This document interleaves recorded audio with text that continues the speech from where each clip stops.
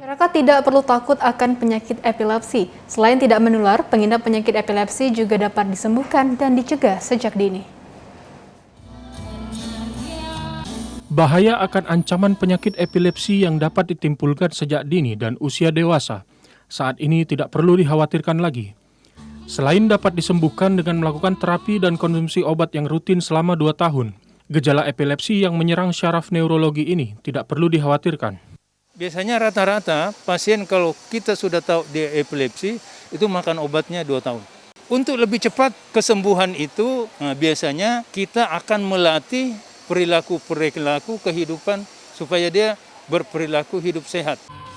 Bagi dokter spesialis anak, epilepsi ini timbul sejak masa kandungan dan adanya benturan akibat terjatuh sejak usia balita. Masyarakat juga tidak perlu takut karena gejala epilepsi ini tidak menular saat sedang bereaksi. Epilepsi ini tidak menular.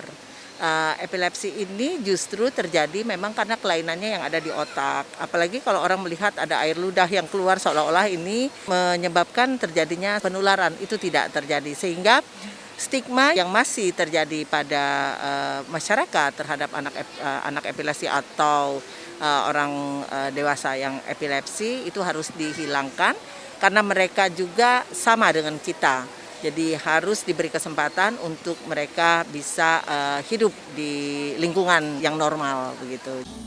Saat ini jumlah penyandang epilepsi di Kota Palembang dan Sumatera Selatan cukup tinggi terutama pada anak-anak.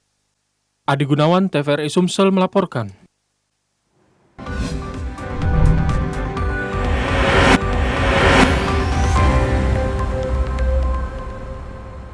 Anda masih bersama kami di Sumatera Selatan hari ini dan kita ikuti informasi selanjutnya.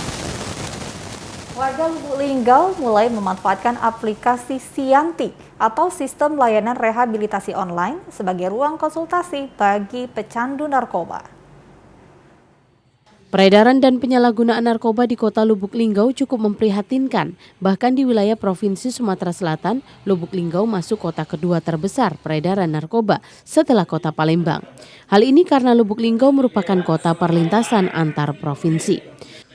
Kepala BNN Lubuk Linggau Himawan Bagus Riyadi mengatakan melihat tingginya pecandu yang direhabilitasi, BNN memiliki program aplikasi rehabilitasi online yang hingga bulan Maret 2022 ini sudah sebanyak 20 orang memanfaatkan aplikasi rehab online, baik yang berkonsultasi maupun melakukan rehabilitasi.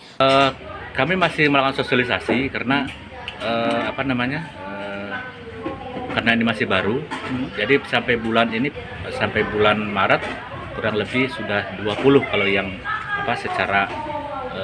yang mendaftar secara online tadi.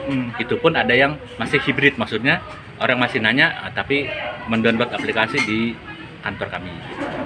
Saat ini kasus peredaran narkoba maupun data pecandu narkoba di Kota Lubuk Linggau masih cukup tinggi.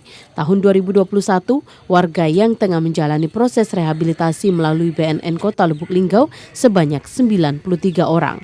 Dari Lubuk Linggau, Ferry Setiawan, TVRI Sumsel melaporkan.